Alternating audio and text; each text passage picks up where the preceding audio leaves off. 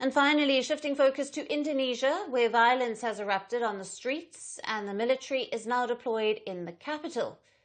Thousands of Indonesians poured into the streets, even as President Subianto's government accepted some of their demands to roll back lavish housing perks granted to lawmakers.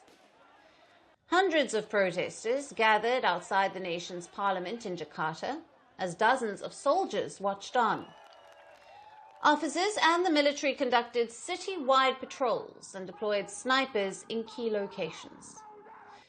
Some of the young protesters demanded the parliamentarians to come out and to talk to them directly about the direction of larger economic reforms in the country. The protests began peacefully last week, but they turned deadly as footage emerged of a paramilitary police running over a 21-year-old delivery driver, and the fallout since has been fierce. At least 6 people have been killed nationwide so far, and violence has spread beyond Jakarta to cities like Palembang, Yogyakarta and Makassar, as well as Banjarmasin. In the Makassar city, in the country's east, 3 died and protesters set a council building on fire.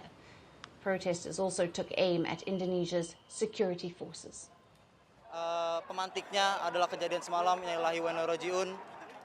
The trigger was last night, when our friend Afan became a victim. Honestly, I cried seeing the news. I'm appalled, I'm angry, all emotions are mixed in me. I want everything that's happened, all of the sins of the police, they should atone transparently. Whoever is at fault, please take action, whether it's the authorities or anyone else. What I mean is, don't let this law only be sharp at the bottom, not at upper level. The homes of several lawmakers have been looted. The finance minister's house was pillaged, and schools in the capital were moved online. Social media giant TikTok even suspended its live streaming feature for a few days in Indonesia, fearing misuse of the platform in the spread of misinformation. So where does this leave President Prabowo Subianto? The crisis is the biggest test yet for his nearly 1-year-old government. Last evening, he warned security forces would take firm action against looters and rioters. And in a sign of how serious the situation has become, Subianto has cancelled his scheduled visit to China this week, where he was to attend a Victory Day military parade. The House of Representatives leaders announced that they would repeal several parliament policies, including the amount of parliament member allowances and the moratorium on overseas working visits. I have ordered the police and the Indonesian National Armed Forces to take the strongest possible action against all forms of damage to public facilities, looting of individual homes, public places, or economic centers, in accordance with applicable law.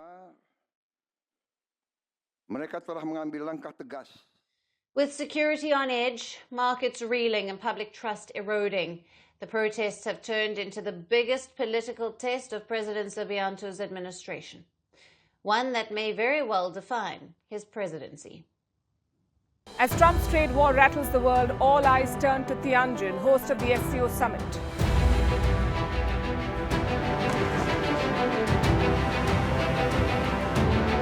Prime Minister Modi makes his first visit to China in 7 years. India's policy of multi-alignment faces its biggest test. Will the outreach to China open the door to a new partnership?